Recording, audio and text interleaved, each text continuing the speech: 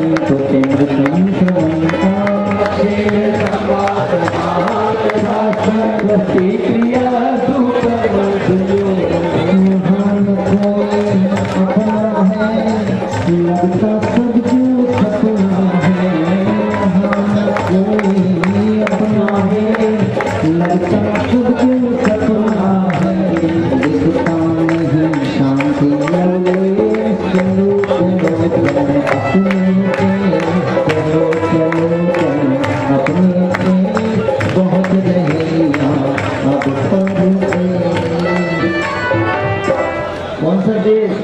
ये आगरा प्रदेश है कि शरीर आदि प्रदेश है?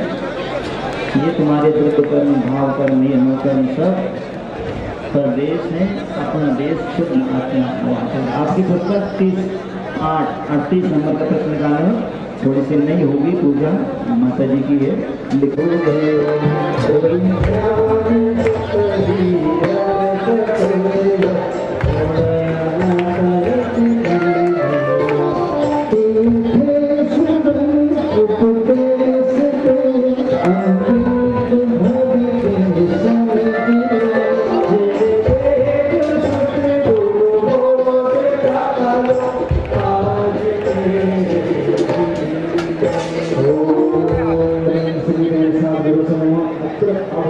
अवसर संभव ओम श्री देव साधु समात्र प्रतिष्ठित ओम श्री देव साधु सन्निहित भव अवसर। देखो आपको शिकायत होगी कि भैया इसके हवाले घूम रहा होगा पानी भांति जल में धर्म बात गुरु त्रैरत्नों का प्राप्त कर नीचे उतारो। ओम ह्रीं श्री देव सद्गुरु जन्म जरा मृत्यु विनाशनाय सुत की किरण बिन आगे प्राणित बोधन कर सका। आत्मा के ज्ञान बिन सब घोर बसुंगीत सुत ज्ञान पाने शास्त्र जन हृदय धरो। जिन शास्त्र गुरु त्रय रत्नों का प्राप्त कर भव से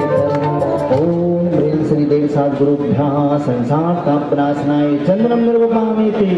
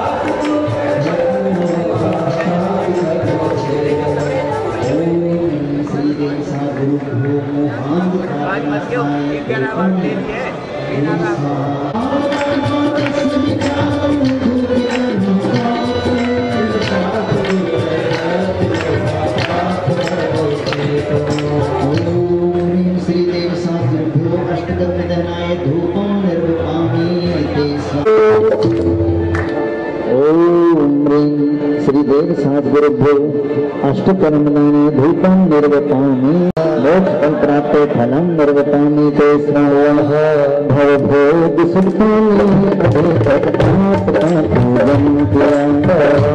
अभितत्तात्पूजं खाने अर्घ हाथों में लिया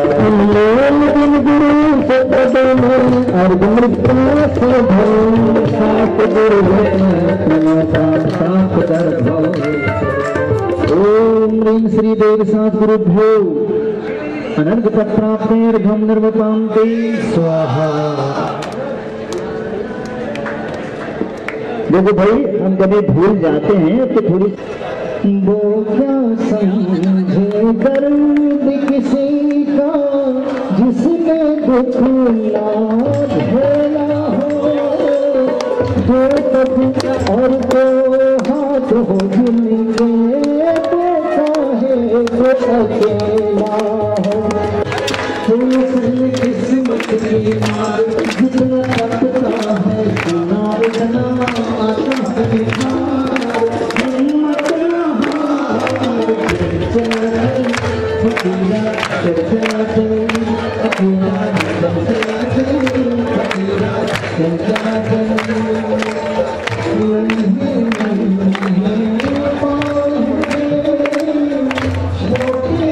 के साथ अनुरोध करेंगे आज के मुख्य शांति धारा कर्ता परिवार श्रीमान पदम जी परिवार, शशि जी, अभिनव, अपूर्व, सलोनी, अक्षर, अनहत, जैन, सोनी, गोरेगांव मुंबई परिवार आइएगा और यहां पर आकर पाद प्रक्षालन कीजिएगा। दूसरा परिवार श्री राजा की कारी के अध्यक्ष टीकमगढ़ के दोनों सुपुत्र जो आज शिवरात्रि के रूप में थे, उन्होंने भी किया था, उनको भी हम अनुरोध कर रहे हैं वो कृपया यहां पर आएं और पूज्य श्री के पाद प्रक्षालन करें। हमारे शिविर के पुण्यार्जक आदरणीय श्रीमान निर्मल कुमार जी, वीरेंद्र कुमार जी मोटिया, श्रीमान हीरालाल जी बेनाला साहब और परिवार, और श्रीमान राजेश जैन सेठी गया वाले परिवार से भी अनुरोध करेंगे। और आज हमारे बीच पवन जी जैन पूर्व डीजी मध्य प्रदेश भी आए हुए हैं, जरा जोरदार तालियों के साथ उनका भी स्वागत और अभिनंदन। अपने नए राजनीतिक सफर की शुरुआत वो कर रहे हैं और हम सबकी ढेर सारी शुभकामनाएं उनके साथ हैं। राजस्थान में परचम अपना ऊंचा करें, ऐसी भावना हम डीजी साहब के लिए रखते हैं और आप सबसे अनुरोध करते हैं जो पाद प्रक्षालन कर रहे हैं, कृपया करके आज की चित्र अनावरण, आज का दीप प्रज्वलन करके कार्यक्रम को विधिवत शुभारंभ करें। सभी हमारे अतिथिगण और पाद प्रक्षालन करता आइएगा और यहां पर आकर दीप प्रज्वलन करें। मित्रों, कल रात्रि का जो दृश्य हम सब ने यहां देखा, मुझे पूरे देश और विदेश से समाचार आ रहे हैं, व्हाट्सएप आ रहे हैं, अद्भुत था। जो दृश्य आप लोगों ने कल यहां पर किया वह कोई सामान्य नहीं, बिल्कुल अलौकिक। ऐसा प्रतीत हुआ था जैसे स्वर्ग के देव उतरकर पूज्य गुरुदेव का आरती करने यहां पर उतरे हैं। कौन कहता है कि ये आगरा नगर है?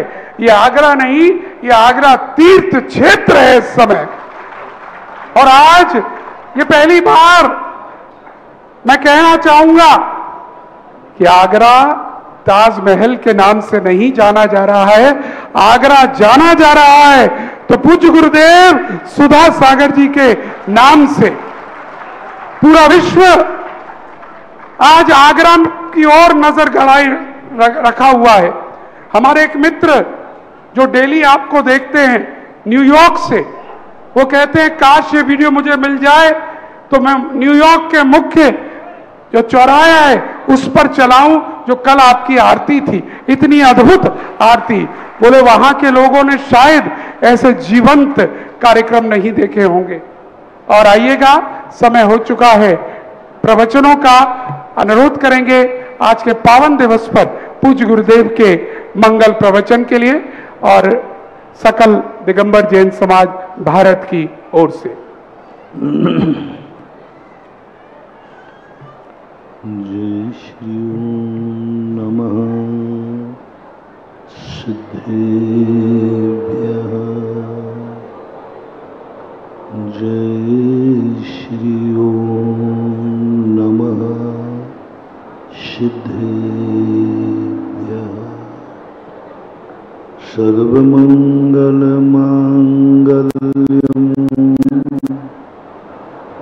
सर्वकल्याणकारकम्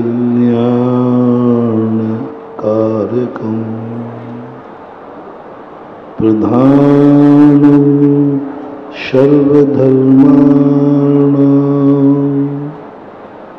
जैनं जयतु शास्त्रं जैनं जयतु शासनम्।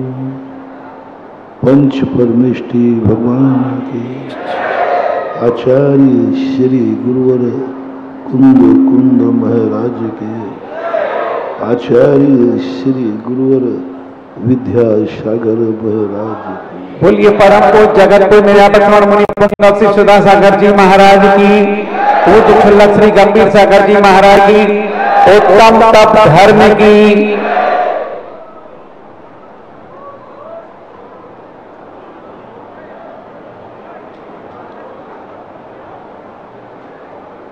भेद विज्ञान जब आत्मा में प्रकट होता है तो संयम धर्म की उत्पत्ति होती है। व्यक्ति जब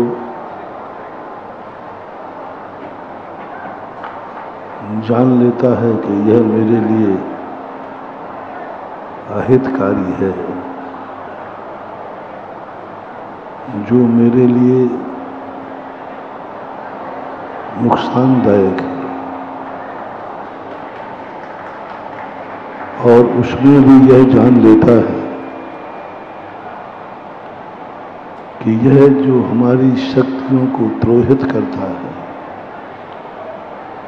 कल अपन ने समझा था सब कुछ करने योग्य है जो दुनिया में है, वह जानने योग्य है। जो जो कार्य हैं वे करने योग्य हैं, किसी न किसी ने किए। लेकिन जब कोई भी धर्म सार्वजनिक नहीं होता, धर्म सदा व्यक्तिगत ही होता है, क्योंकि वो एक व्यक्ति की स्वतंत्र पर्याय होती है। धर्म के लिए जब प्रकट होता है आत्मा में, तो जितने धर्मात्मा हैं सबका धर्म भिन्न भिन्न होगा। संयम भी होगा तो भिन्न भिन्न प्रकार का होगा। वस्तु पर अनेकों का अधिकार हो सकता है, लेकिन धर्म और अधर्म पर, दोनों पर सबका अधिकार नहीं होता। वस्तु जो है, एक वस्तु के अनेक मालिक हो सकते हैं, अनेक प्रकार के।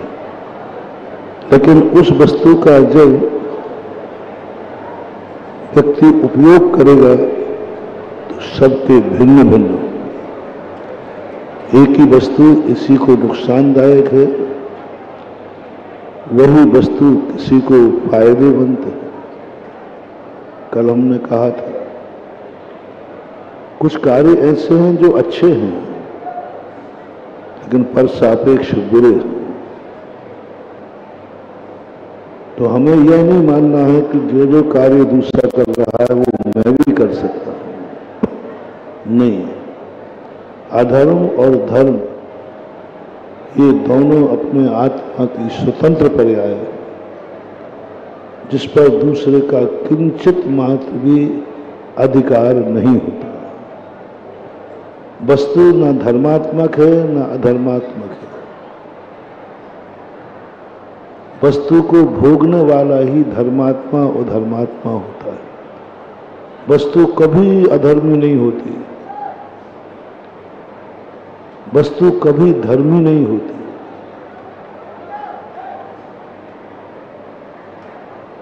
वस्तु का एक स्वरूप है, वह शाश्वत होता है, अविनाशी होता है। वस्तु के अंदर सामान्य गुण होते हैं, वे सभी सामान्य गुण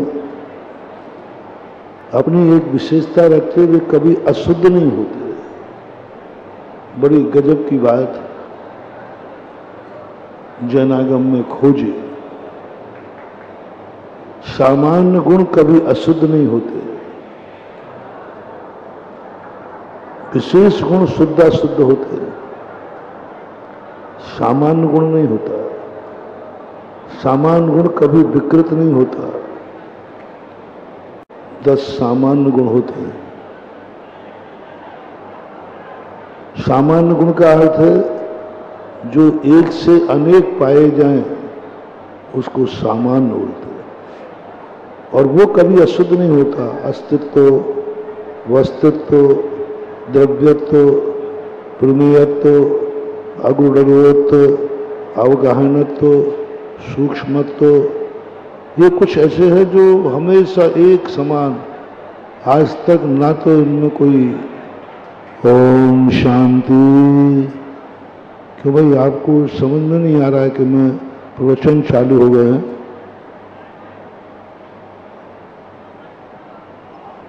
आज 10 दिन हो गए शिविर में आए हुए, थोड़ा भी विवेक नहीं है कि कौन सा समय है। जब प्रवचन का समय है तो फिर बातें क्यों कर रहे हो?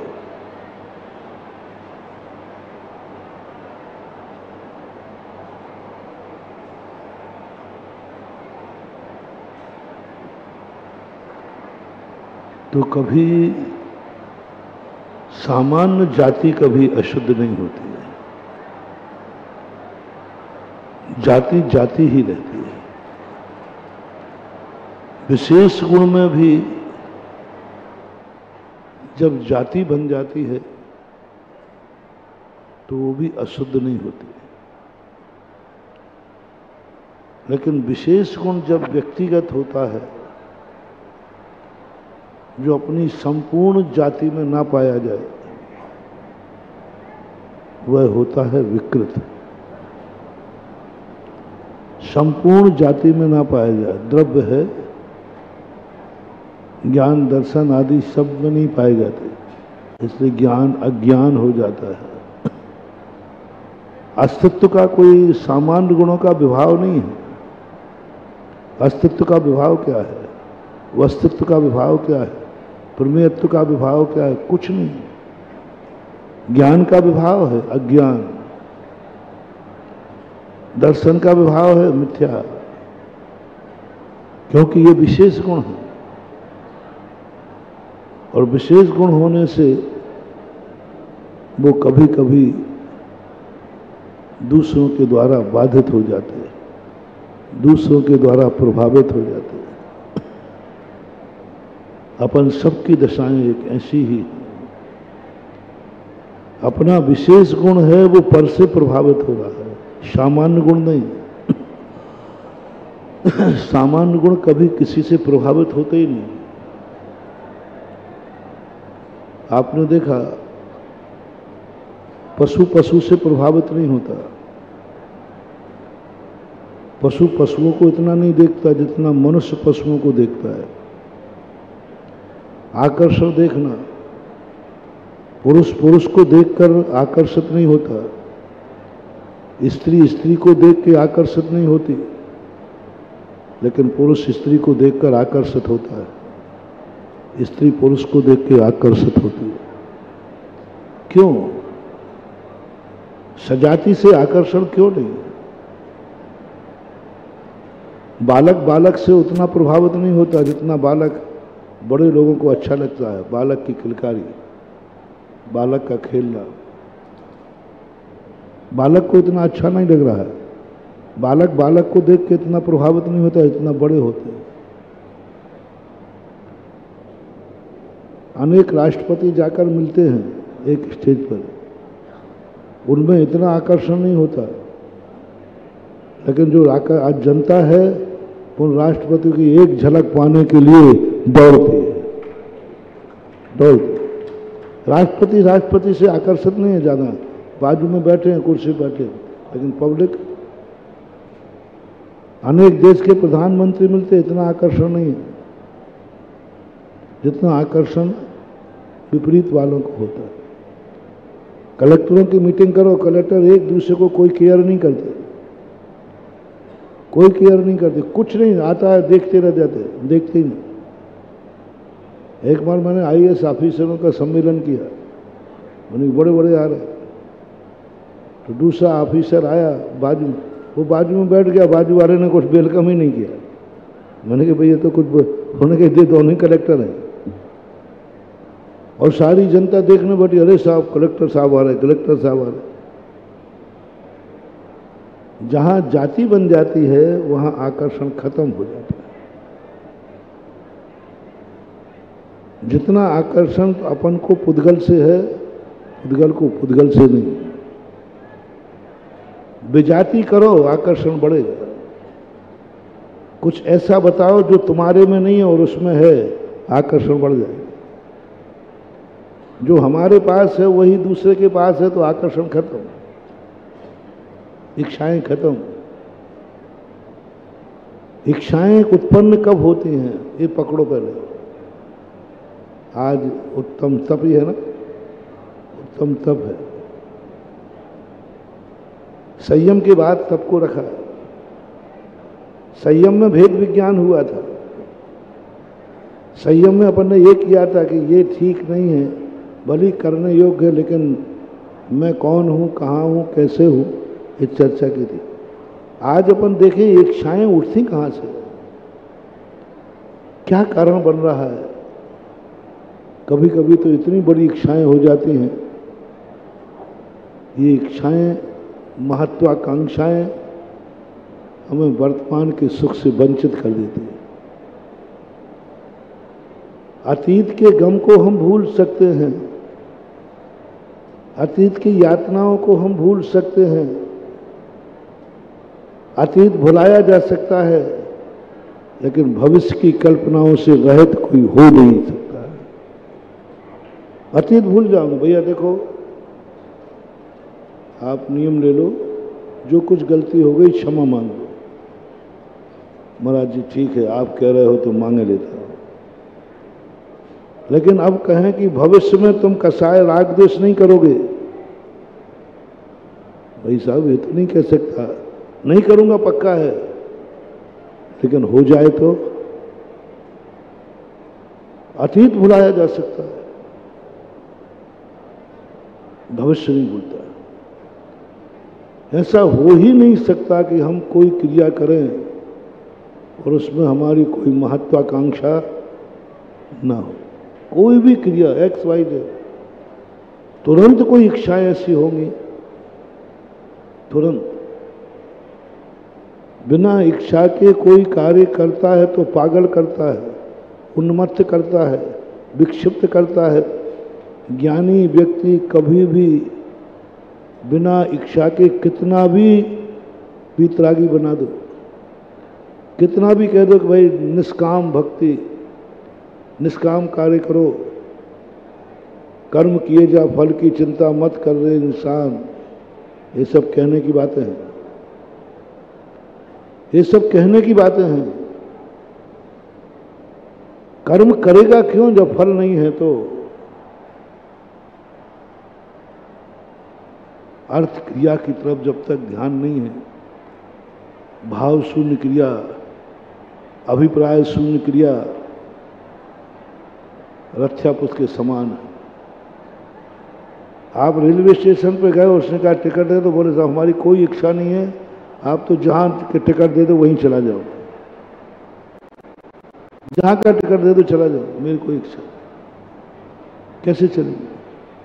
इच्छाएं उत्पन्न होती हैं, पर इच्छाएं उत्पन्न होने का कारण क्या है?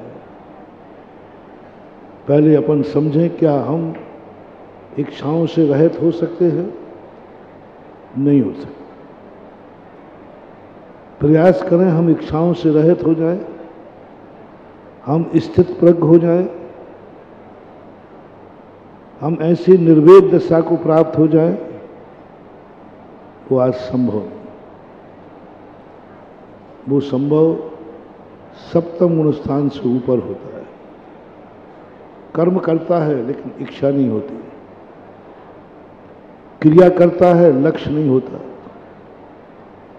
रास्ते पे चलता है मंजिल का ज्ञान नहीं होता, मंजिल भूल जाता है। एक आनंद के लिए जहां मंजिल भूल जाता है व्यक्ति, ये भी भूल जाता है कि मैं रास्ते में चल रहा हूं, वहां शुद्ध उपयोग प्रकट होता है। एक भी इच्छा है, यदि मैंने ये भाव आ गया मुझे मोक्ष जाना है इसलिए मैं मुनि बना हूं, मैं ध्यान कर रहा हूं, मैं ध्यान कर रहा हूं, शुद्ध उपयोग नहीं होगा। जहां ध्यान ध्याता ध्येय को न विकल्प वच वेदनता, चिद भाव कर्म चिदेश करता चेतना क्रियाता, तीनों अभिन्न अखिन्न शुद्ध उपयोग की निश्चल दशा, प्रगति जहां दृग ज्ञान व्रत ये तीन धा एक लसा। तीनों से रहित नहीं किया, तीनों से रहित नहीं किया। लोग शुद्ध उपयोग मिथ्या दृष्टि को भी मानते हैं, जैन लोग। वो कहते बिना शुद्ध उपयोग के सम्यक दर्शन होता नहीं, बिना शुद्धोपयोग के कर्म का क्षय होता नहीं। एक रटा हुआ है उनको, कंजाइस्ट लोग यही रटे रहते, एक ही रटा है उनके यहाँ कि कभी भी किसी कर्म का क्षय उपशम क्षयोपशम कभी भी हो, शुद्ध उपयोग के बिना संभव हो ही नहीं सकता। शुभ उपयोग तो बंद मूलक है, वो क्षय करते ही नहीं। इसलिए जहां जहां कर्म की निर्जरा है, जहां जहां करण हैं, वहां वहां सब जगह शुद्ध उपयोग है। इसलिए वो करण लब्धि में शुद्ध उपयोग मानते हैं। वो करण लब्धि मिथ्या दृष्टि को होती है, करण लब्धि मिथ्या दृष्टि को होती है, और वो वहां पर शुद्ध उपयोग मानते हैं। शुद्ध उपयोग के बिना सम्यक दर्शन नहीं है। उन अज्ञानियों को ये पता नहीं है कि करण लब्धि मिथ्यात्व गुण स्थान में होती है, और मिथ्यात्व में यदि हम शुद्ध उपयोग मान लेंगे तो फिर शुद्ध उपयोग का महत्व क्या है? बिना उसके है ही नहीं, संभव नहीं। कैसे संभव? इसलिए जयसेन स्वामी को गुणस्थान पूर्वक उपयोग को बांटना पड़ा। मिथ्यात्व गुणस्थान में शुद्ध उपयोग हो नहीं सकता, और यहां तक कह दिया छठे गुण स्थान तक शुद्ध उपयोग हो ही नहीं सकता। लाख उपाय करे तो छठे गुण स्थान तक शुद्ध उपयोग हो गई, क्योंकि वहां विकल्प आता है। मैं मुनि हूं, वास्तविक तब कब है? मनोगुप्ति, वचन गुप्ति, काय गुप्ति, तीनों जहां गुप्त हो खत्म हो गई हैं। खत्म होने का अर्थ नष्ट नहीं हो गई हैं, अनुभव से परे हो गए। आत्मा के प्रदेशों में परिस्पंदन चल रहा है, लेकिन उपयोग कहीं और हो गया। होता है योग चलता रहे, उपयोग चलता रहे, और कसाय का अभाव हो गया। आत्मा के प्रदेशों में परिस्पंदन हो रहा है बिना उपयोग के। बड़ा चमत्कार है।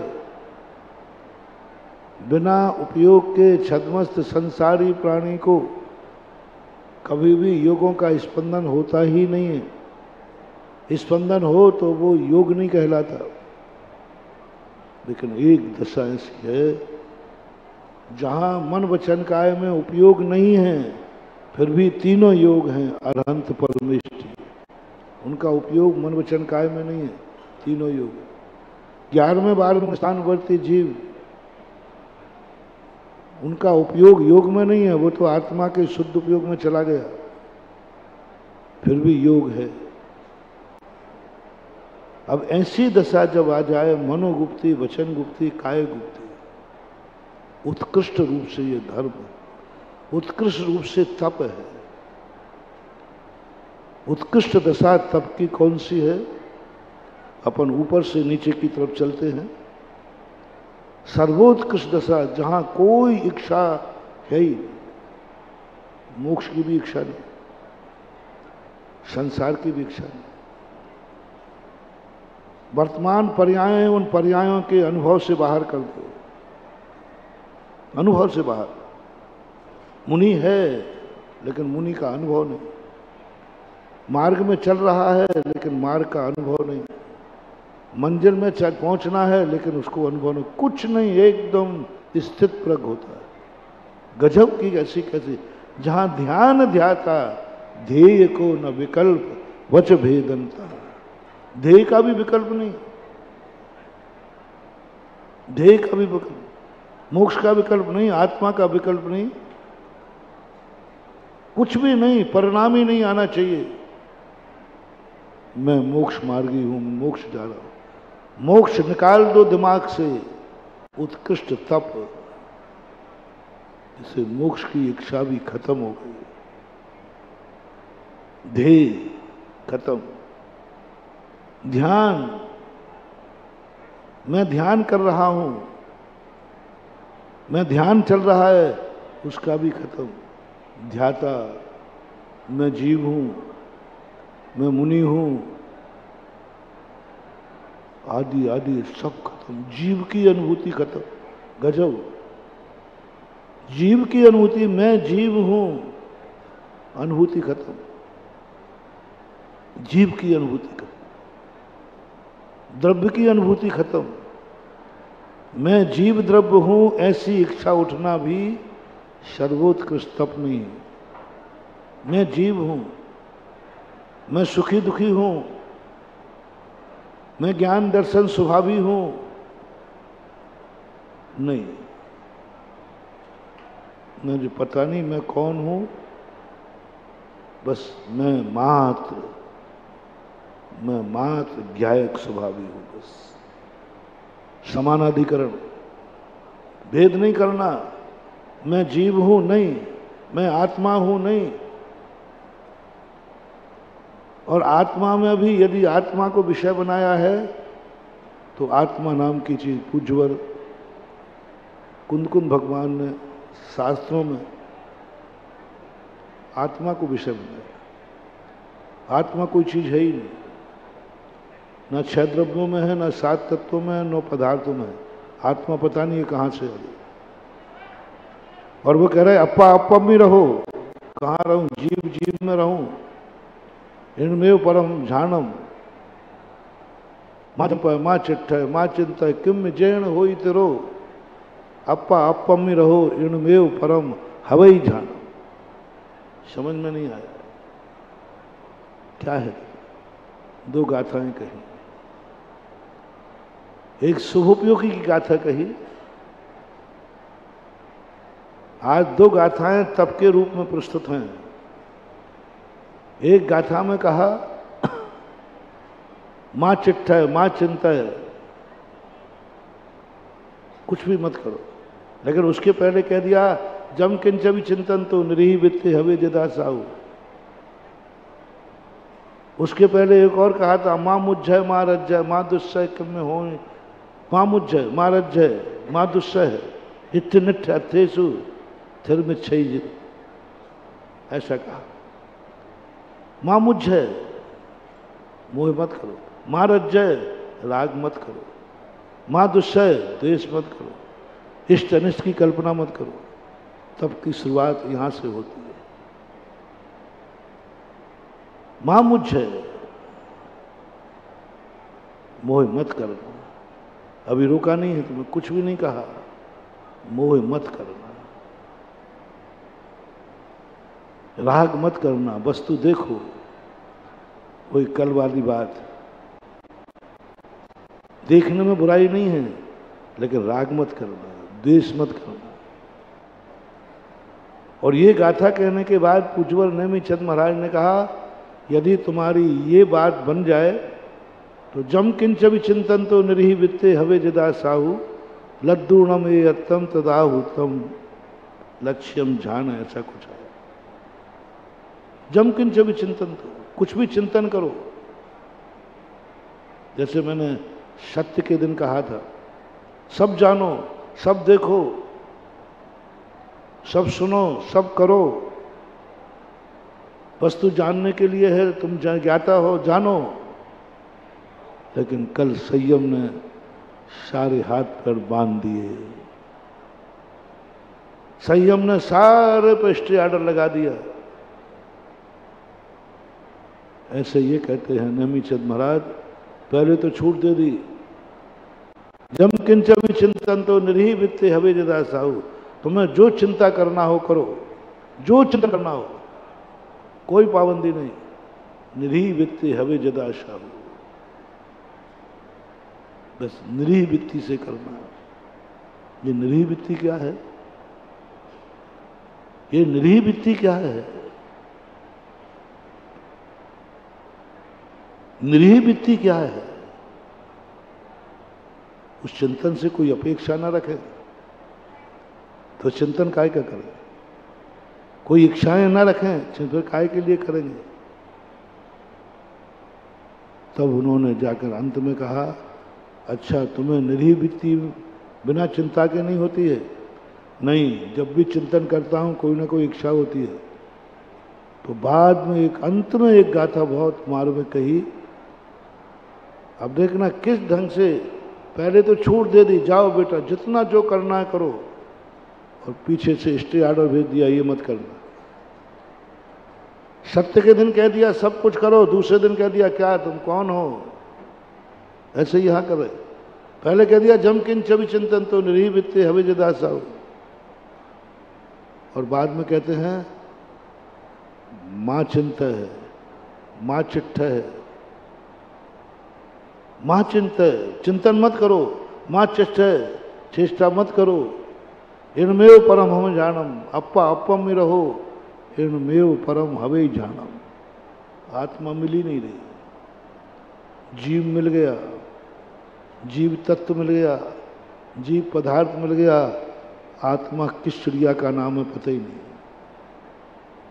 अब ऐसा प्रश्न कर दिया कुंद कुंद भगवान ने। तत्वार्थ सूत्र समझ में आ जाता है, क्योंकि वहां आत्मा शब्द नहीं है। पूरे तत्वार्थ सूत्र में आत्मा शब्द नहीं है।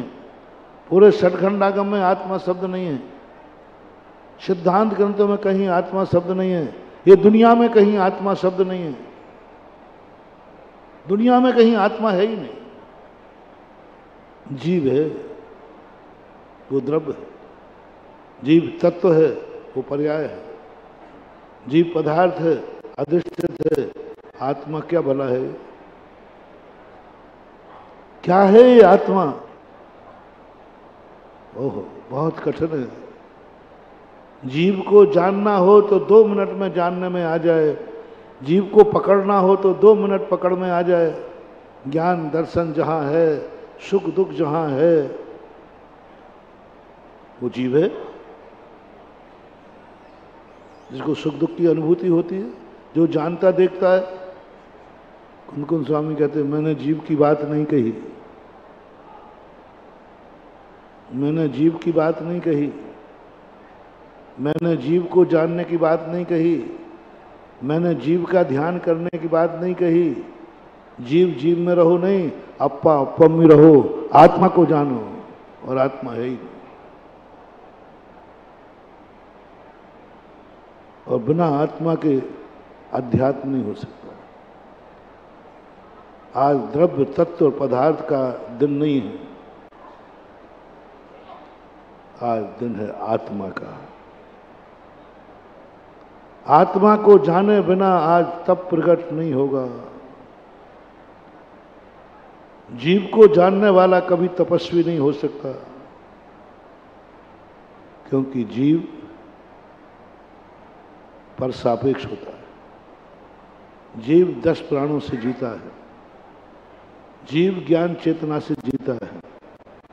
जीव के लिए ज्ञान दर्शन चाहिए, जीव स्वतंत्र नहीं हो सकता। जीव को भिन्न लक्षण बनाना पड़ेगा, स्वयं का लक्षण स्वयं नहीं हो सकता। इसलिए जीव द्रव्य के लिए कुंदकुंद स्वामी के दिन नहीं। जीव द्रव्य तो सुख दुख से पकड़ोगे, जानने देखने से पकड़ोगे। हम कह रहे आत्मा को पकड़ो, क्योंकि आत्मा न सुखी होती है न दुखी होती है। आत्मा न ज्ञान रूप है न दर्शन रूप है। आत्मा न चारित्र रूप है न दर्शन सम्यक दर्शन रूप है। आत्मा न जीव है न तत्व है न पदार्थ है। आत्मा आत्मा एक क्षण को, उसके लिए कुंदकुंद स्वामी बार बार कर रहे हैं। कुंदकुंद स्वामी की बातें जल्दी समझ में नहीं आई। 1000 वर्ष तक पूज्य कुंदकुंद स्वामी को कोई समझ ही नहीं पाया, क्योंकि आत्मा कहीं चीज मिली ही नहीं, है ही नहीं, है ही नहीं, कहीं नहीं है। आत्मा है ही। और बार बार कह रहे आत्मा आत्मा आत्मा, बार बार का क्या है। बहुत छोटे से उदाहरण से समझाता हूं, शायद समझ में आ जाए। भारत नाम की चीज दुनिया में है कि नहीं है? कहाँ है? ये तो आगरा है, ये तो हरि पर्वत है, ये तो पंडाल है। भारत बताओ कहाँ है? भारत बताओ, खोजो भारत कहाँ है। एक विदेशी सीधा साधा वो आया है, बोले भारत बताओ, बोले ये तो दिल्ली है, ये तो बॉम्बे है। भारत कहाँ है? ना भारत द्रव्य है, ना भारत वस्तु है, ना भारत पर्याय है, ना भारत भाव है, कुछ भी तो नहीं है भारत। लेकिन भारत है कि नहीं? कहाँ है? कैसा है? काला है, पीला है, लंगड़ा है, कैसा आकार है, कैसा प्रकार है, क्या कहाँ है कहाँ? कोई मुझे भारत ढूंढ के बताओ। और नहीं है तो बोलो भारत नहीं है।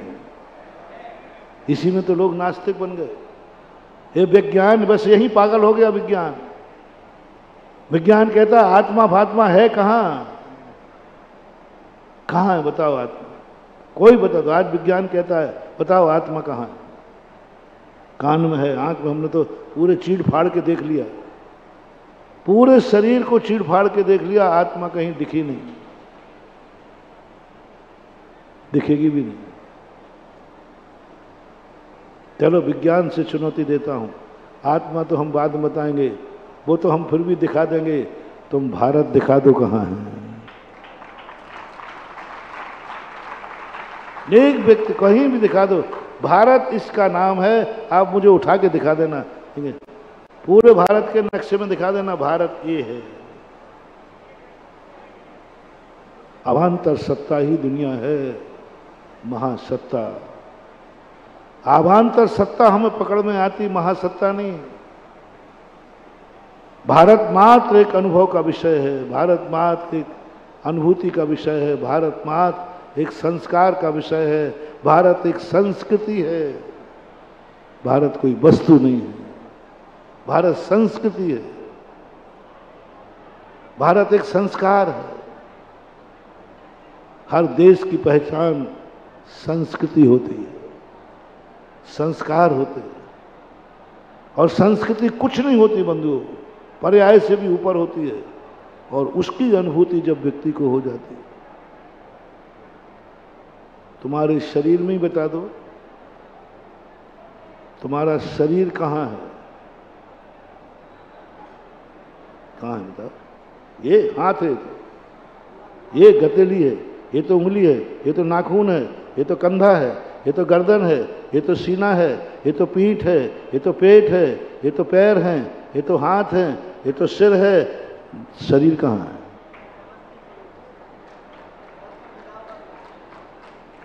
शरीर कहाँ? वृक्ष कहाँ है? ये तो पत्ते हैं, ये तो डाली है, ये तो फूल है, सबको अलग अलग करते जाओ। फिर पूछो शरीर कहाँ, वृक्ष कहाँ है?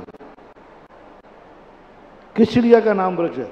आप इंगित करके बताओ ये वृक्ष है, पकड़ के भी लाना उसको। तो तुम जिसको पकड़ोगे वो वृक्ष नहीं पकड़ में आएगा, पत्ता पकड़ में आएगा, डाली पकड़ में आएगा, फूल पकड़ में आएगा, जड़ पकड़ में आएगा, तना पकड़ में आएगा। आज तक वृक्ष किसी ने पकड़ ही नहीं पाया। जब तुम वृक्ष और भारत को नहीं पकड़ पा रहे तो क्या खाक आत्मा को पकड़ोगे? आत्मा को खोजने चले, आत्मा को खोजने। अभी वृक्ष को ही नहीं पकड़ के दिखा पाए कि वृक्ष इसका नाम है। एक अनुभूति है वृक्ष, एक संस्कार है वृक्ष, एक संस्कृति है वृक्ष, और कुछ नहीं है। एक संस्कृति है वृक्ष, अनुभव में आती है। पदार्थ है नहीं, तत्व है नहीं, पदार्थ है नहीं, फिर अनुभव किसका आ रहा है? अनुभव किसका आ रहा है? यह है परम तप। परम तप। कोई लक्षण नहीं, कोई लक्षण नहीं, कोई लक्ष्य नहीं, कुछ भी तो नहीं है। पर्याय कहें तो बोलो भारत कौन सी पर्याय, किसकी पर्याय मान लो? पर्याय तो देखने में आती है। भारत को पर्याय कह दूं? नहीं। भारत को द्रव्य कह दूं? नहीं। भारत को पदार्थ कह दूं? नहीं। भारत एक वो संवेदनशील वस्तु है जो हर व्यक्ति के अनुभव में आ रहा है, कह भी रहा है मैं भारतीय हूं, मेरा भारत देश महान है, और आज तक कोई भारत को पकड़ नहीं पाया। ऐसे कुजवर ने आत्मा शब्द बीच में ला दिया। एक नई खोज है अध्यात्म की। सिद्धांत वेत्ता नहीं खोज पाया, तत्वार्थ सूत्रकार आत्मा का शब्द को नहीं खोज पाए। कहीं आत्मा की चर्चा ही नहीं की, जीव की चर्चा की है। सटकरनागम में आत्मा की चर्चा नहीं, जीव की। कहीं टीकाकार ने लिया है तो वो कहीं विषय को समझाने के लिए लिया है। और वो आत्मा जहां ध्यान ध्याता, जिसकी तरफ मैं ले जा रहा हूं, ध्याता, तो मैं ये अनुभव भी नहीं होना चाहिए मैं जीव हूं। ध्याता कौन है? मैं जीव नहीं। मैं मुनि हूं? नहीं। मैं ज्ञान दर्शन स्वभावी हूं? नहीं। ज्ञान दर्शन स्वभावी हूं, मैं ज्ञान दर्शन वाला हूं? नहीं। ज्ञान का भी अनुभव नहीं, दर्शन का भी अनुभव नहीं, जीव का भी अनुभव नहीं, मात्र अनुभव। का शब्द हटा दो। किसका अनुभव आ रहा है तुम्हें? ज्ञान का? खत्म। आत्मा का? खत्म। का की कू के सब हटा दो, मात्र अनुभव रह जाता है। और ऐसा अनुभव जब व्यक्ति को प्रकट होता है, उसी समय मनोगुप्ति, वचन गुप्ति, काय गुप्ति का आलम्बन होता है। जब यह नहीं बनता है व्यक्ति से, तो सेकंड नंबर का तप, उत्कृष्ट तप तो यही है। अध्यात्म तो यही है। कोई विकल्प नहीं, कुछ नहीं, शांत बैठो। सबसे पहले श्रेष्ठ। लोग कहते महाराज जी आप प्रारंभ का प्रवचन आपका बहुत कठिन होता है, बाद में इतना सरल कर देते हो कि LKG वाला भी समझ लेता है। हम क्या करें? आचार्यों ने यही कहा। हम क्या करें? आप व्यापारियों से यही सीखा। व्यापारी की नीति है सबसे पहले ग्राहक आता है तो तुम सस्ता माल बेचने का भाव करते हो कि महंगा वाला? मूल्यवान बेचोगे कि थोड़ा कम वाला? पहले तो यही भाव करोगे अच्छा माल बिके। पंडित जी साहब आशादर जी ने लिखा है कि सबसे पहले यदि किसी को उपदेश देना तो मुनि धर्म का उपदेश देना, मुनि धर्म का उपदेश देना, भगवान बनने का उपदेश देना। देख तू मुनि बन जा, भगवान बन जा, अनंत चतुष्टय तेरे में जम के वो मार। जब वो तुम्हारी बातें सुन सुन करके कहे तो गुरु जी मेरे बस की बात नहीं है, मेरे बस की बात नहीं है। फिर उससे कहना कि ठीक है तू वृत्ति बन जा। फिर वो कहेंगे ये भी मेरे बस की बात नहीं है। फिर वो कहेंगे ठीक है तू अविरति ग्रस्त बन जा। आचार्यों की मजबूरी है अब तुम्हारी समस्या के सामने। वो तुम्हें अविरति बनाना नहीं चाहते, वो तो सीधा भगवान बनाना चाहते हैं, ये उनका लक्ष्य। ऐसे ही सबसे पहले तत्व को कठिन करना चाहिए। कठिनाई से सरलता में आओगे तो घबराओगे नहीं, और सरलता से कठिनाई में जाओगे तो चक्कर खा के गिर जाओगे। जंगल के पौधे को पानी नहीं मिलेगा तो कोई और ज्यादा हरा होगा, और गमले के पौधे को यदि पानी नहीं मिला तो पहले जीवन को कठिन बनाओ। जितना कठिन बना सको, जितने कठोर बन सको, जितना कठिन मार्ग सुन सको, जितना कठिन सोच सको, सब कुछ कठिन पे जाओ। कल्पना ही कर दो कि मैं कोई सरल चीज नहीं लाऊंगा, मैं सरल रास्ते पर नहीं चलूंगा, मैं सीधे रास्ते पर नहीं चलूंगा। जिंदगी को कठिन का शौक बना लो। मुझे संकट चाहिए, मुझे विपदाएं चाहिए, मुझे रास्ते के कांटे चाहिए, मुझे कांटे चाहिए। संसार में जितनी कठिनाइयां हैं उन सब का मैं सामना करना चाहिए। मुझे अमृत पिलाने वाला मिले या नहीं मिले, जहर पिलाने वाला चाहिए। हाँ, बहुत कम गुरु होते हैं जो अपने शिष्य को जहर पिलाते हैं। चाणक्य ने चंद्रगुप्त को जहर पिलाया, प्रतिदिन जहर पिलाता था। चंद्रगुप्त कहता था तू गुरु है कि मेरा दुश्मन है, जहर पिला रहा है। मार मार के जबरदस्ती पिलाता था जहर, जबरदस्ती जहर पिलाता था चंद्रगुप्त को, चला करके पिलाता। और उसी का परिणाम है कि चंद्रगुप्त, जहर का परिणाम है कि भारत का सम्राट बन सका। अमृत से नहीं, अमृत कोई चीज, अमृत नाम की चीज दुनिया में है ही नहीं, जहर है। अमृत नाम कल्पना है। अमृत नाम की कोई चीज दुनिया में नहीं जो तुम्हें अमर कर दे। जहर जरूर दुनिया में है, जहर जरूर दुनिया में है। अमृत नाम की चीज तो दुनिया में है ही नहीं। हमें अमृत पाना है। देवताओं के अमृत कहते हैं वे भी मरते हैं। अमृत के बाद कैसे मर जाते? है ही नहीं करना। जहर जरूर है। तो ऐसी कला सीखो ना। आज उत्तम तब कहता है अमृत है ही नहीं, ऐसी कला सीखो ना कि जहर तुम्हारे लिए अमृत बन जाए। जहर पियो तो जहर पियोगे तो तुम मरोगे नहीं। यही कला है। जहर से जिंदगी बचाओ, अमृत से नहीं।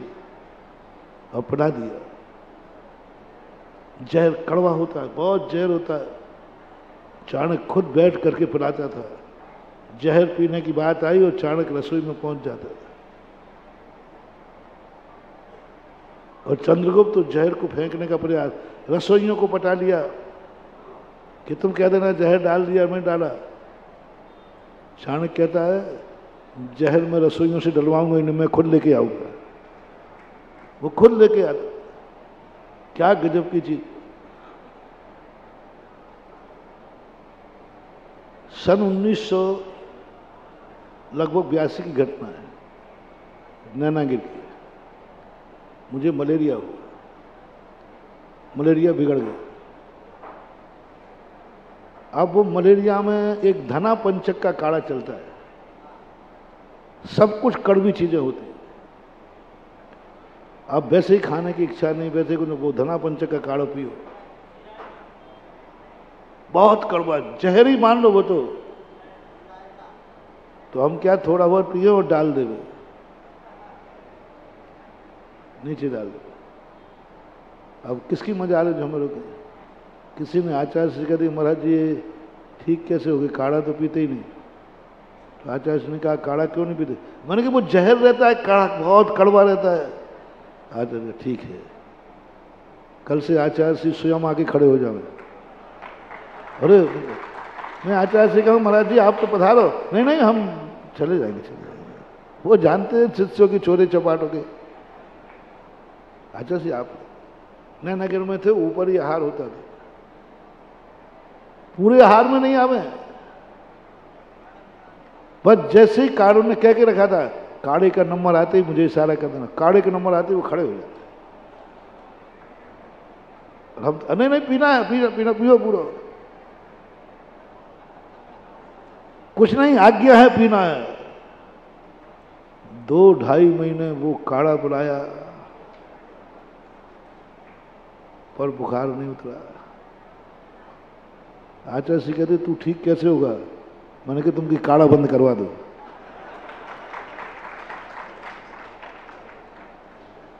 आचार्य जी कहते वो काढ़ा तो बंद नहीं होगा, बाकी सब हो जाएगा। और मैं कह काढ़ा बंद कराओ, मैं ठीक हूं। आचार्य जी काढ़ा से ही ठीक होना है। क्या गजब की चीज महानुभाव। जब मैंने चाणक्य को पढ़ा तब मुझे पूज्य गुरुदेव का वो काढ़ा याद आ गया। मालूम उसका परिणाम क्या निकला? टाइम लगा। काढ़ा जल्दी ठीक नहीं करता, देसी दवाई ठीक नहीं करती हैं, मरीज रोग को निकालती है। वो 2.5 महीने का काढ़ा था। आज तक ऐसा हुआ, उसका बाद है कि आज तक मलेरिया नहीं आया। थुवन जी के अंदर सबको मलेरिया आया, मुझे नहीं आया। थुवन जी चतुर्मान, तो सब में चर्चा चली। आचार्य जी के तुझे, मैंने कही वो आपने पहले हमें इतना जहर पिला दिया है, अब मलेरिया का असर। वो 2.5 महीने का काढ़ा, 2.5 महीने के काढ़े ने सदा सदा के लिए मलेरिया गायब कर दिया। उसके बाद अभी तक नहीं तो हर साल आते ही था, बल्कि 2-2 बार आते थे। अब उस समय तो ठीक हुआ नहीं, लेकिन हो गया। गुरु का कड़वा, गुरु का जहर, वैद्य का जहर भी महानुभाव मारता नहीं है, अमर करता है।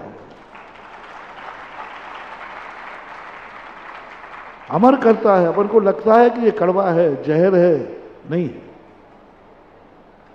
ऐसी दशा को जब व्यक्ति प्राप्त होता है, जब व्यक्ति जहर पीने को तैयार, आप लोगों को सबसे पहले अपने जीवन को सरल मत बनाओ। महानुभाव, शक्तियां जागना है, तुम्हें अपना तेज जागाना है। तब से तेज जागता है, तब से शक्तियां जागती हैं, और तब हमेशा कठिनाइयों में जीवन डालता है। रोटी खिला के नहीं, रोटी भूख में रोटी दे के नहीं तुम्हें सुखी करता है, भूख में भूखा रख करके सुखी करता है। यही तो जहर रख के अमृत कर रहे हैं। चाणक्य ने जहर पिला करके चंद्रगुप्त को अमर कर दिया, क्योंकि धनानंद ने ऐसी विष कन्याएं छोड़ी थी कि यदि वो छू भी लेवे तो मर जाता। धनानंद था एक चंद्रगुप्त के समय प्रतिद्वंदी, और धनानंद एक बहुत बड़ा राजा था, अय्यास राजा था, लेकिन चाणक्य के लिए वह प्रतिशोधी बनकर के रूप में था। चाणक्य ने कहा, मैं जहर पिलाऊंगा, अमृत नहीं पिलाऊंगा। मैं तुझे मरने का, जीने का आशीर्वाद नहीं दूंगा, मैं तुझे मौत का आशीर्वाद दूंगा। मैं तुझे उस स्थान पर नहीं भेजूंगा जिस रास्ते में कोई कष्ट नहीं है, मैं उस रास्ते में भेजूंगा जिसमें कष्ट ही कष्ट है। चाणक्य बिल्कुल उल्टा था। चंद्रगुप्त को वो कभी रास्ता नहीं दिखाया जो रास्ता सीधा था, वो ऐसा उल्टा दिखा देता था जिसमें संकट ही संकट हो। बोले तुम्हें उस रास्ते से जाना है, ऐसा नहीं, इससे नहीं जाना। पूरा आप चाणक्य को पढ़िए, चंद्रगुप्त को पढ़िए। जितने संसार में खतरनाक जो जो दुर्व्यवहार दुश्मन करता है, वो सब दुर्व्यवहार चाणक्य ने चंद्रगुप्त के साथ किए। और चंद्रगुप्त 2-3 बार बिदक गया, साक्षात शेर के मुख में भेज दिया, साक्षात ऐसे स्थान पर भेज दिया जहां से निकलने का कोई उपाय नहीं, साक्षात ऐसी बावड़ी में पटक दिया जिसमें कोई सीढ़ियां नहीं, और चला गया, पत्थर और ढक दिया। चंद्रगुप्त को एक बार बावड़ी में गिरा दिया जिसमें सीढ़ियां नहीं थी, और ढक उस ऊपर से ढक के और चला गया। ये तो दुश्मन करता है। जीवन धर चरित में आया, ये दुश्मनों ने किया, और ये गुरु कर रहा है। चंद्रगुप्त ने जब बाहर निकला, बोले गुरु महाराज, आप कुएं में ढकेल करके, और ऐसे खतरनाक कुएं में, और ऊपर से शिला और ढक दी, आपकी क्या मनसा है? तो गुरु ने कहा, हाँ, मैं नहीं किया था, मैं नहीं किया था। क्या करें? जब बाद में पता चला कि इन कठिनाइयों में चंद्रगुप्त को इसलिए पकाया कि यदि यही कठिनाई दुश्मन करेगा तो तू कैसे पार करके आएगा। अभी तो मैं तेरे ऊपर दृष्टि रखता हूं, अभी तो मेरी दृष्टि थी कि तुझे ढक के आया हूं, घंटे 2 घंटे नहीं निकलता तो मैं आके, लेकिन दुश्मन करेगा तो। महानुभाव, आज उत्तम तप के दिन एक मोटिवेशन ले लेना, जिंदगी में जितने दुश्मन कष्ट देता है वो कष्ट तुम अपनों को देना, और उसको छोड़ो तुम जो दुश्मन के समान कष्ट देवे। ऐसा बाप मिले, ऐसा गार्जियन मिले, ऐसा गुरु मिले। संस्कृत में कहा है, गुरु शत्रुवत। जो गुरु मित्रवत व्यवहार करता है वह गुरु तुम्हें कभी महान नहीं बना पाओगे। महानुभाव, मित्रवत व्यवहार यदि गुरु करेगा तुम्हारा नाश हो जाएगा। शत्रुवत गुरु का व्यवहार होना चाहिए। तुम्हारा गार्जियन कैसा हो, वो कष्ट देवे जो शत्रु देता है, जो शत्रु देता है। बस ऐसा गार्जियन लो। पहले देख लो शत्रु क्या क्या दुख देता है, क्या क्या परेशानी देता। वो तुम्हारा बाप देवे, वो तुम्हारा गुरु देवे, वो तुम्हारा गार्जियन देवे, जितने दुख दे सके देवे। और तुम नियम ले लो, मैं अपना गार्जियन उसी को बनाऊंगा जो मुझे जिंदगी में सबसे ज्यादा दुख देगा। मुझे फूलों का रास्ता नहीं, मुझे कांटों का रास्ता बताओ। मैं देखना चाहता हूं। और जैसे तुमने ये संकल्प शक्ति की, पूरा जैन दर्शन इसी पे टिका है। जैन दर्शन इसी पे टिका है, पूरा जैन दर्शन। जितने जितने तुम धर्मात्मा बनते जाओगे उतने उतने तुम्हारे अशुभ कर्म का उदय आता जाएगा।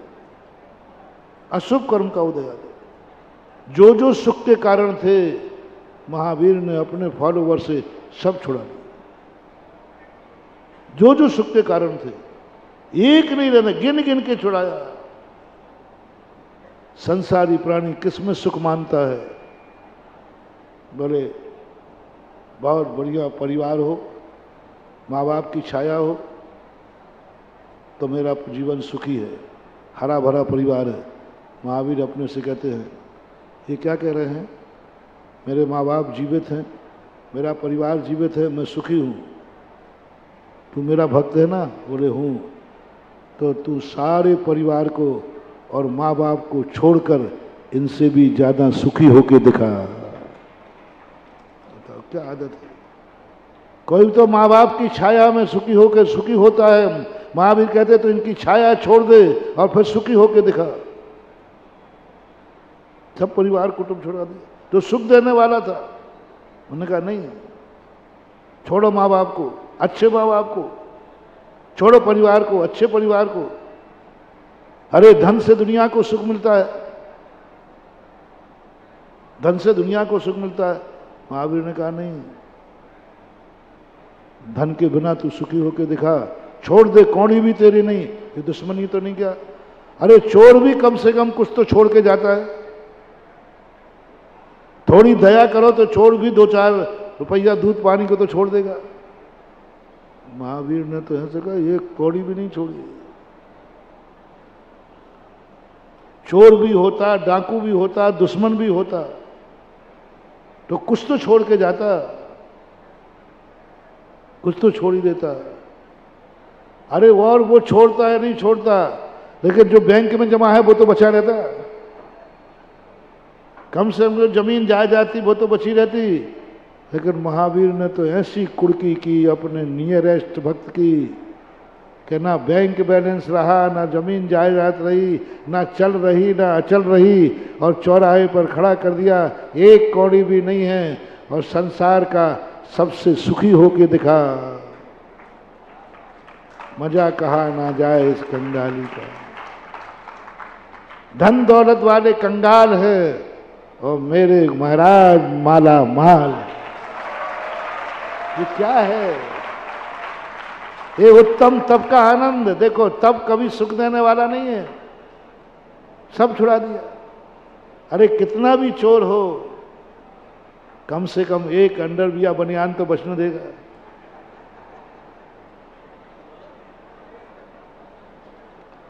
लालू के यहाँ एक बार चोरी हुई, एक शिखर जी से यात्री लौट रहा था तो चोरी हो सका, सब लूट लिया। लालू के पास पहुंचे, साहब आपके राज्य में लुट गए।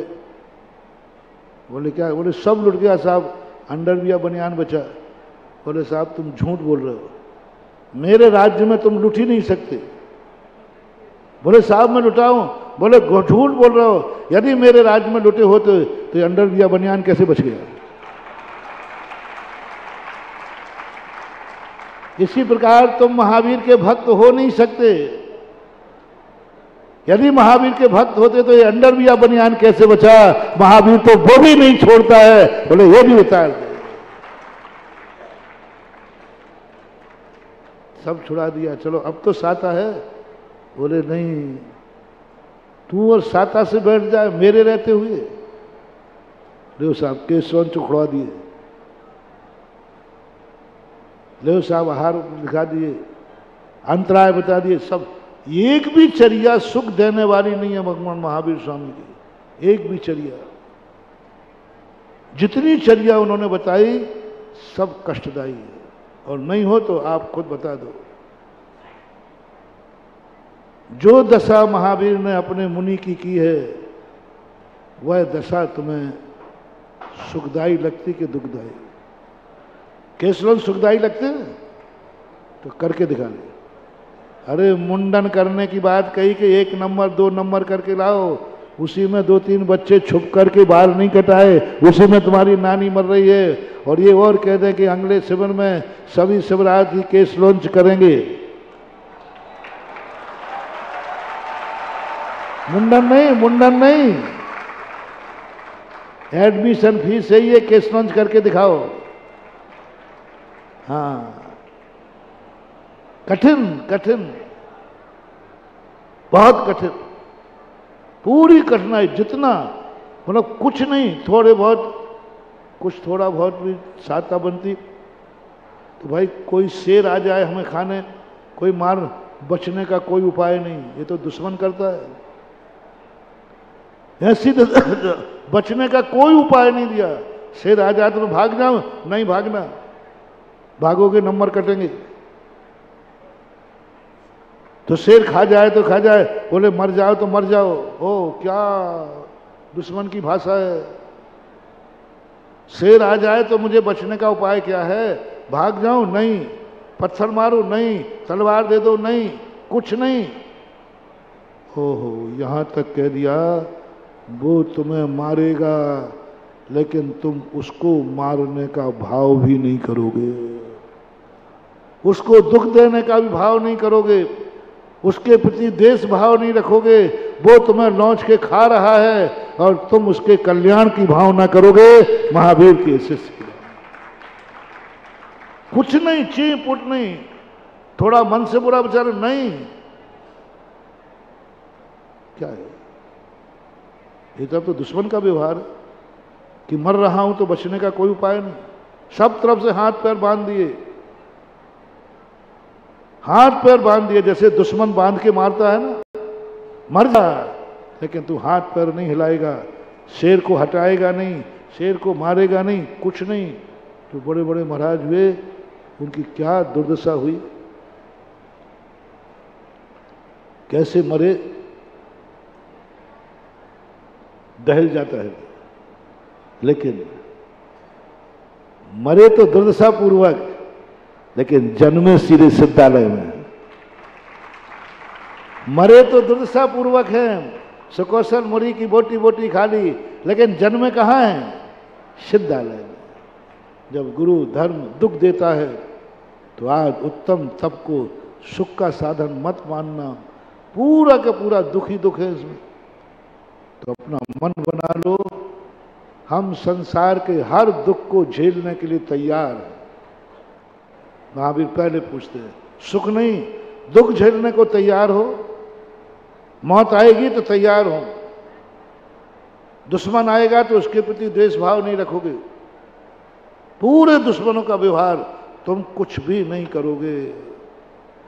तुम्हारा काम मात्र है कष्टों को सहन करना। और उत्तम तब कह रहा है, कष्ट नहीं है तो कष्ट को बुलाओ। एक कष्ट आता है, उसको धर्म की कोटि में नहीं लिया। एक कर्म की मार से कष्ट आता है, उसे धर्म की कोटि में नहीं लिया। उस कष्ट को धर्म में लिया जिस कष्ट को तुम्हें बुलाना है। सुख को छोड़ना है, दुख को बुलाना है। माला फेरो, मेरा सुख कब छूटे? परिवार सुख है, क्या माला फेरना है? ये परिवार कब छूटेगा? धन दौलत सुख है, ये कब छूटेगा? दुख पाने की मावला भावना भाव, सुख की भावना नहीं। और तुम्हारी इच्छा है कि मैं धर्म वो मानता हूं जो मुझे सुख देवे, धर्म वो है जो तुम्हें दुख देवे। जितना जितना धर्म तुम्हें दुख देवे, धर्म धर्म धर्म, अधर्म नहीं। पहले तो फैसला करो ये कौन है? धर्म। पहला फैसला, पहला निर्णय धर्म है। फिर फैसला कर, निर्णय करो जो जो धर्म है, ये धर्म मुझे जितना दुख देगा उतना ही मेरी धर्म के प्रति श्रद्धा बढ़ेगी। जितना दुख देगा धर्म, धर्म दुख देगा। सुख पाने को धर्म नहीं करना, दुख को सहन करने के लिए धर्म किया जाता है जो दुख देगा। जितनी कठिनाई हो मेरे जीवन में आवे, ये भावना भाने का प्रयास करो। हे भगवान मुझे संकट से निकालो। ये तप का दिन नहीं है, तप का तप नहीं है। तप के दिन मांग सकते हो, हे भगवान संसार के जितने संकट हों उन सारे संकट मेरे ऊपर आए, बस एक आशीर्वाद दे देना, मेरे परिणाम क्षमता में बने रहे। छीन लिया, तब शुरुआत कर दी। अरे भूख लगी है तो भूख का सुख क्या? रोटी देना, कि रोटी बंद कर देना। लो साहब रोटी बंद करा दी, ये कौन सा तरीका है? और भूख लग रही है। उत्तम तप, पहला तप कौन सा? अनशन। अनशन, भूखे को रोटी देना धर्म है कि भूखे की थाली में से रोटी अलग करवा देना धर्म है? समझ में नहीं आई बात। तुम लोग क्या कह रहे हो? भूखे को रोटी देना धर्म है। और उत्तम तप कहता है भूखे के सामने रोटी रखी हो उसको हटा देने का नाम तप है। भूख को मारने का तप है। भूखे रहो। अनशन पहले ही तप कष्ट से शुरू होता है। आज तक दुनिया में ऐसा नहीं देखा कि भूख लगने पर अन्न पानी बंद करा दिया जाए। भूख लगने पर, भूख नहीं लगने पर नहीं, भूख लग रही है। महावीर स्वामी कहते हैं मेरी तो आज्ञा ये है कि तू अन्न जल का त्याग कर दे। रोटी खा करके तुम 6 घंटे की ताकत पाओगे। और महावीर के अनुसार भूख लगने पर 24 घंटे यदि तुमने भूख को सहन कर लिया तो शायद जन्म जन्म तक तुम सुखी हो जाओगे। रोटी का सुख पराधीन है और उपवास पूर्वक भूखे का सुख स्वाधीन है। भूखे में आनंद तब कहता है। चमत्कार देखो, तब चाहे सुर राय। मैं सोचता देवता क्यों ज्यादा है। आज तक दुनिया में कोई ऐसा नहीं हुआ कि भूखे में आनंद।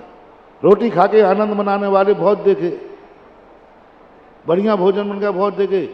भूखे में आनंद, भूख लगी है आनंद, भूख लगी आनंद, पेट भर खाने वालों से भी अनंत आनंद।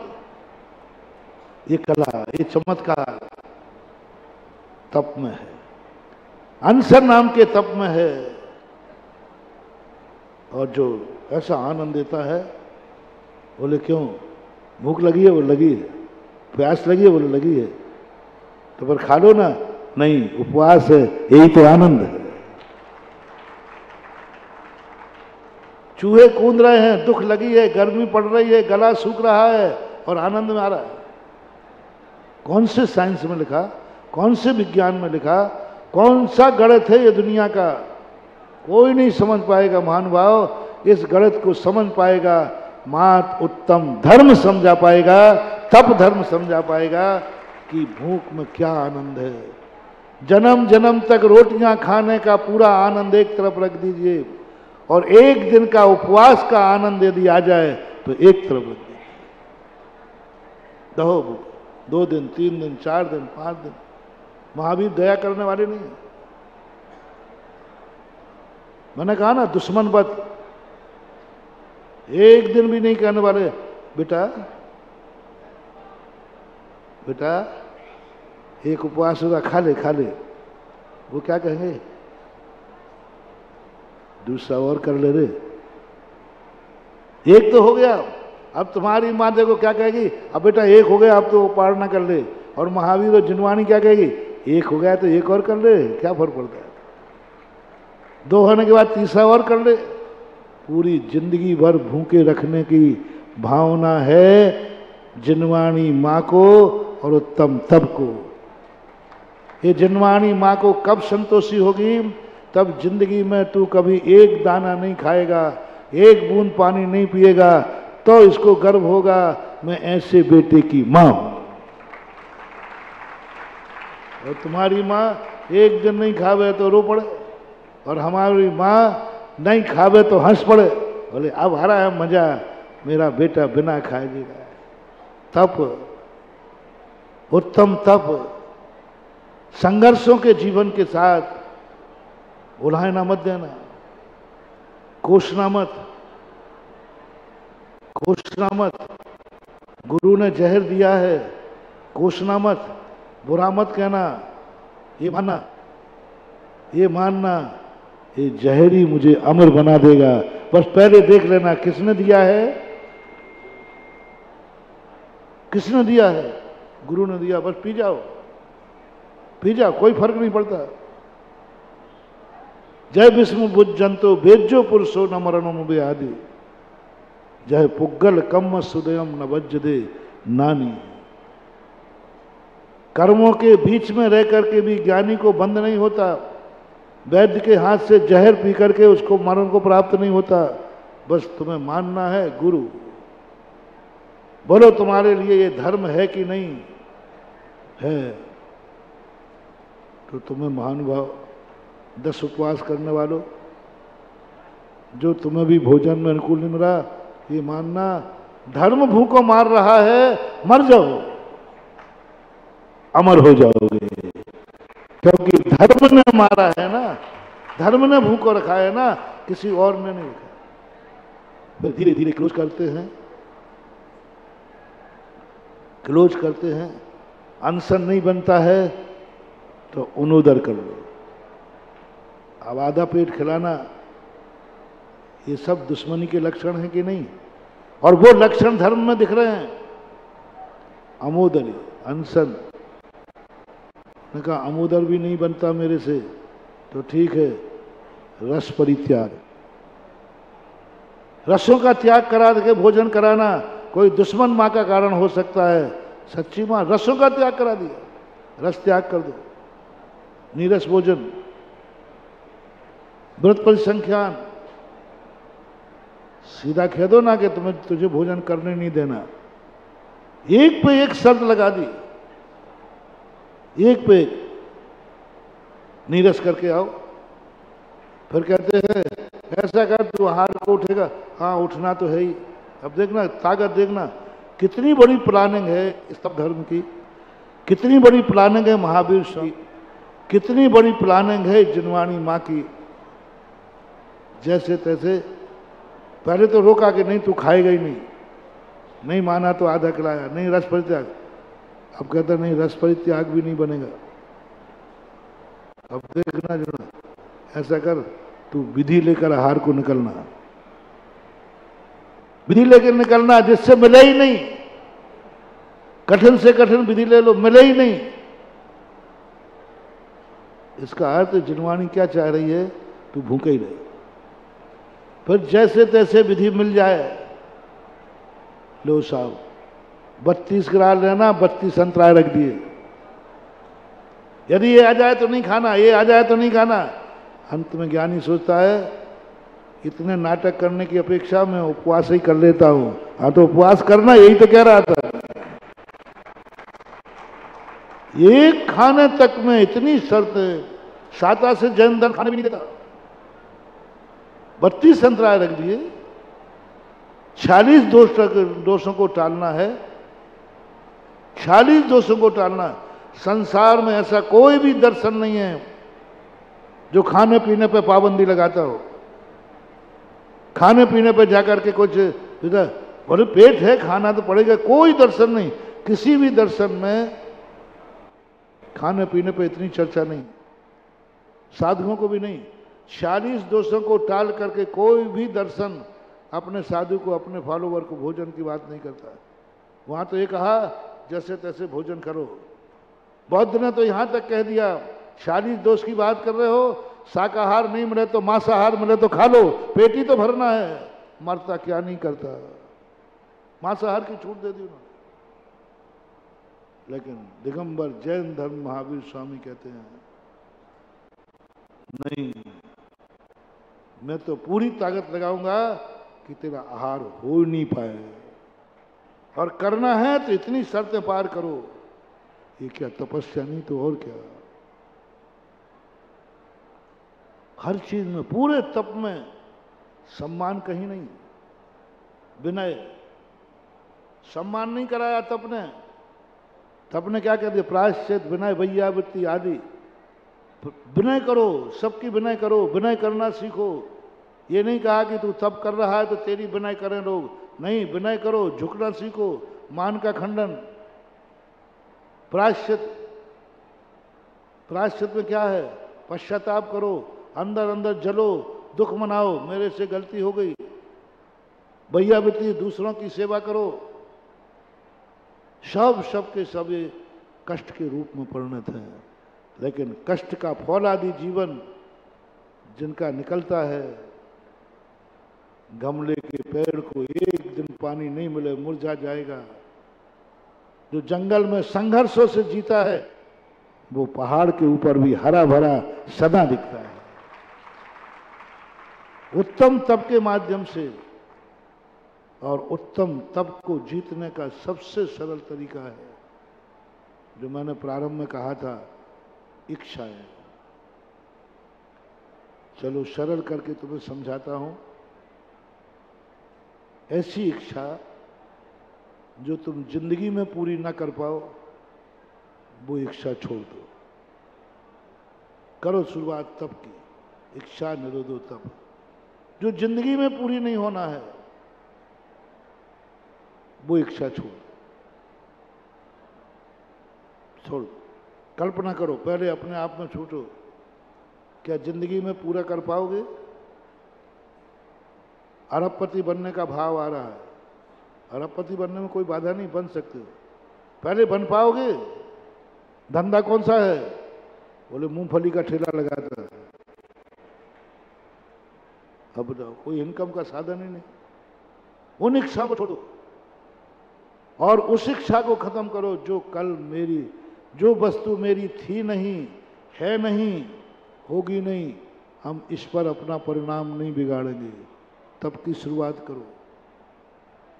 मैं तुम्हें उस बड़े तप की तरफ नहीं ले रहा जो अनशन वगैरह का है, वो तो मैंने कह दिया ऊपर से, क्योंकि मूल धर्म भी तो बताना चाहिए। उस वस्तु का कभी नियत खराब नहीं करना जो वस्तु मेरी थी नहीं, है नहीं और होगी नहीं। बस इस इच्छा को रोक लो। है नहीं, थी नहीं और होगी भी नहीं, उस वस्तु पर अपना परिणाम कभी मत बिगाड़ना। उस वस्तु की इच्छा मत करना, उस वस्तु के आकर्षित मत होना। पहली इच्छा, पहला इच्छा पे कंट्रोल करो। दूसरी वो इच्छाएं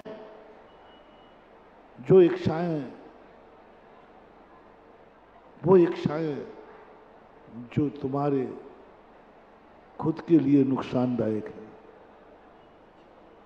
तो तुम खुद जानते हो, अनजाने की बात नहीं कर रहा हूं। जो तुम्हें ज्ञान में है कि ये इच्छा पूरी करने में मेरा नुकसान है, मेरा अहित है, मेरी जिंदगी खत्म हो जाएगी, मेरा धन दौलत खत्म हो जाएगा, मेरी इज्जत धूल में मिल जाएगी, मेरा जीवन कलंकित हो जाएगा। जिस जिस चीज को तुम मानते हो ये वस्तु मेरे जीवन में दुखदाई है। मैं कुछ भी लिस्ट नहीं दे रहा हूं, सब लोग अपनी अपनी लिस्ट बनाएं। लिखो क्या क्या चीजें तुम्हारी जिंदगी में दुखदाई हैं, कौन कौन से कार्य तुम्हारी इज्जत को धूल में मिला देंगे, किस किस कार्य में तुम्हारा जीवन संकट में पड़ जाएगा, किस किस कारणों से तुम्हें जेल मिल जाएगा, किन किन कार्य करोगे तो जेल हो जाएगा, किस किस कार्य करोगे तो मौत हो जाएगी, क्या क्या कार्य करोगे तो कंगाल हो जाओगे। बस उनकी एक लिस्ट बना लो, उनकी इच्छाओं का त्याग करो। सप्त विषण, ये सप्त विषणों की इच्छा का त्याग करो, क्योंकि तुम कर लोगे, तुम कर सकते हो, लेकिन तुम्हारा नाश हो जाएगा। पहला तप, अपनी इच्छा, अपनी जिंदगी के नाश करने वाली वस्तुओं का, कार्यों की इच्छा नहीं करना। जो जो तुम्हें लगे, गुटखा तुम इसलिए नहीं खाना कि तुम्हारे पास पैसे नहीं है, तुम तो बहुत अमीर आदमी हो। अरे बनियों के पास गरीबी के सवाल नहीं, बस इतना सा बता दो, गुटखा खाने से तुम्हारी जिंदगी को तो हानि नहीं है। यदि हानि नहीं है तो खाओ, कोई बात नहीं। लेकिन यदि तुम्हारा ज्ञान कह रहा है, तुम्हारी बुद्धि कह रही है कि नहीं नुकसान तो बहुत है, तो महानुभाव आज उत्तम तप के दिन गुटखा खाना तो छोड़, उसकी इच्छा भी नहीं करना। इतना विवेक सीख लो। यहाँ पर हम शिविर में जाने से एक फायदा देख लो, हमारी जिंदगी में हमने वो कार्य छोड़ दिए जो हमारे लिए नुकसानदायक थे, हमारे लिए अकाल की मौत में ले जाते थे, जो हमारी इज्जत को धूल में मिला देते। मैंने शराब छोड़ दी, मैंने जुआ छोड़ दिया, क्योंकि मुझे मालूम है कि मुझे दुखदाई है। बनाओ लिस्ट उनकी इच्छाएं खत्म करो। आप बहुत चीजें जानते हैं, आपको बहुत चीजों मालूम है क्या क्या चीज तुम्हें नुकसान करती है, वह चीज नहीं करना। शुगर है तो शक्कर नहीं खाना, क्योंकि हमें नुकसानदायक है। बस एक ही बात है, जो जो नुकसान हमारे यहां शास्त्रों में आया, 22 अवक्षों के बाद एक अनिष्ट नाम का अवक्ष की चर्चा की।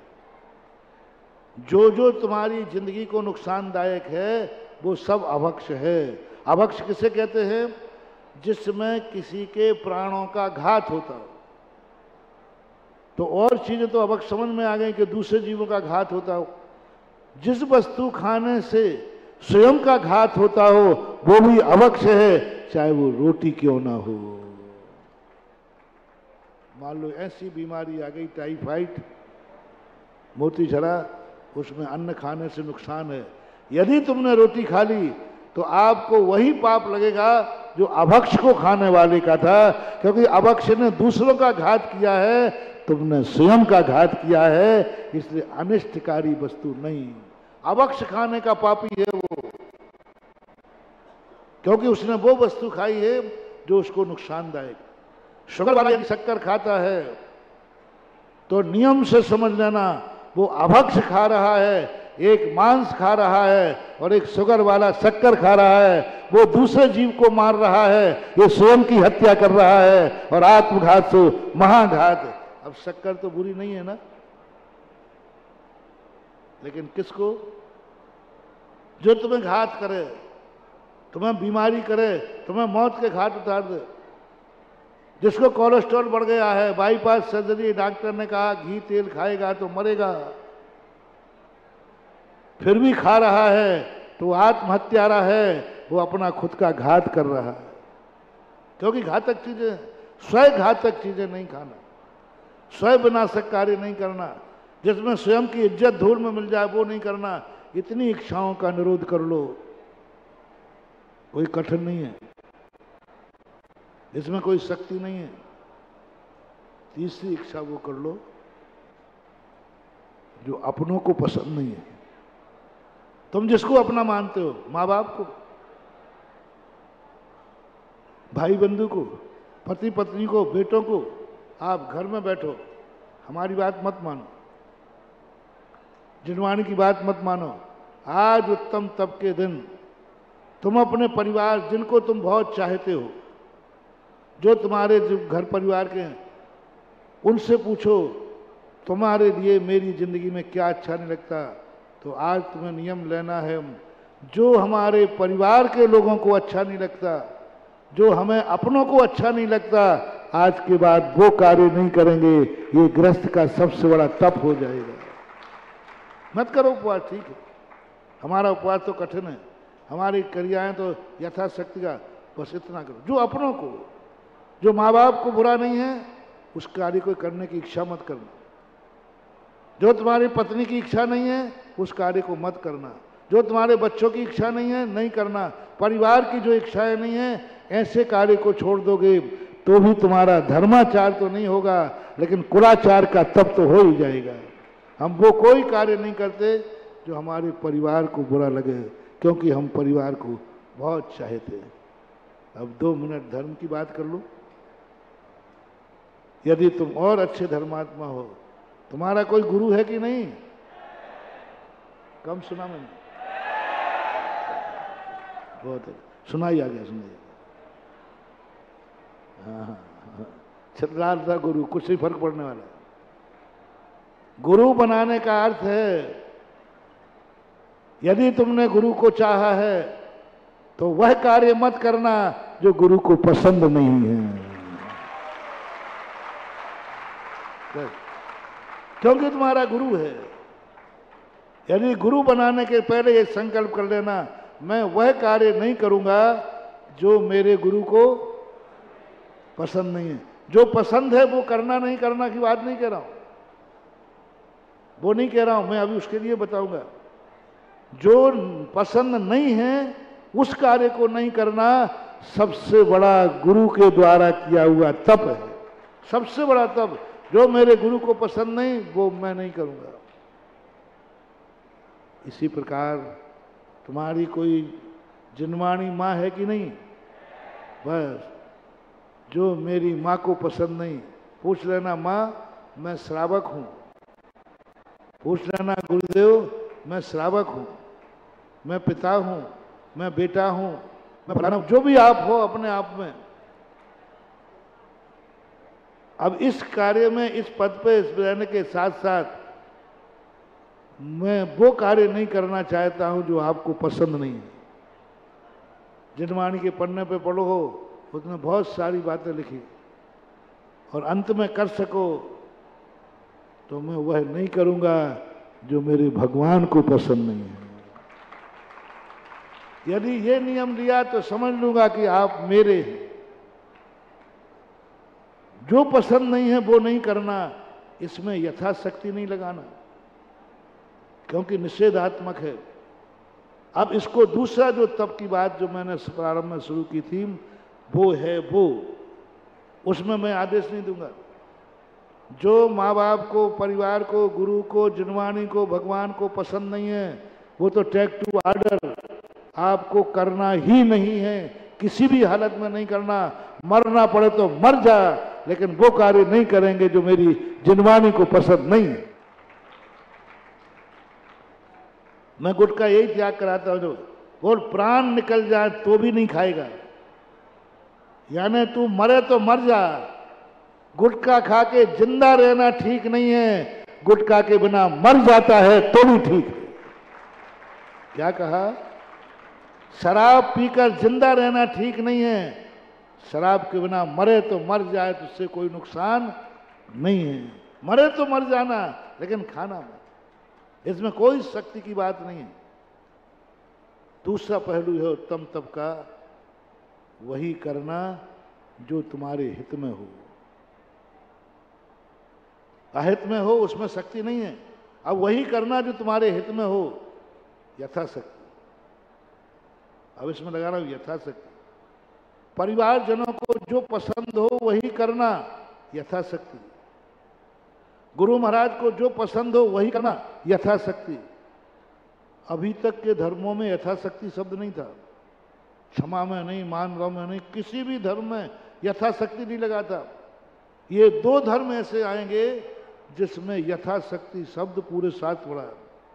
शक्ति तपस्वी त्यागा, तब शक्ति के अनुसार। महाराज को पसंद है तो रहे, लेकिन शक्ति के अनुसार करना। भगवान को जो पसंद है, शक्ति के अनुसार करना। पसंद की चीजें करो तो शक्ति के अनुसार, और नापसंद की चीजें करो तो उसमें शक्ति का विचार नहीं करना, उसमें तो मरना पड़े तो मर जाओ। दोनों का मोटिवेशन लेके जाना। उत्तम तप के दिन जो चीज नुकसानदायक है उस चीज को छोड़ने पर यदि मरना पड़े तो मर जाओ। शक्ति मत लगाना, मैं रात्रि भोजन शक्ति के अनुसार छोड़ूं, मैं गुटखा शक्ति के अनुसार छोड़ूं, मैं शराब शक्ति के अनुसार छोड़ूं, नहीं। जो हमारे गार्जियनों को, हमारे हितैषियों को पसंद नहीं है, उस पर शक्ति मत लगाना, उसको तो छोड़ने में मरना पड़े तो मर जाओ। लेकिन जो पसंद है तुम्हें, परिवार को, गुरु को, शास्त्र को, भगवान को, उन चीजों के अंदर जरूर तुम्हें शक्ति के अनुसार करना, जितना बन सके उतना करना। आज समय भी हो गया, आज थोड़ा सुबह से गाड़ी थोड़ी लेट चल रही है, कोई बात नहीं। महावीर भगवान की।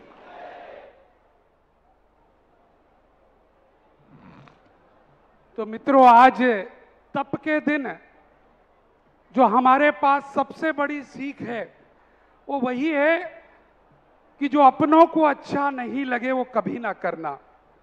अगर गुटखा खाते हो तो छोड़ देना, अगर कोई व्यसन जीवन में रखा हुआ हो तो उसको त्याग देना, ये तुम्हारे लिए तप है। महाराज जी ने तप की उत्कृष्ट बात को लेकर नीचे तक लेकर आए हैं। ये हमारे और आपके लिए की बात है। आज तप के दिन छोटे छोटे नियम। इस कार्यक्रम के पुण्यार्जक थे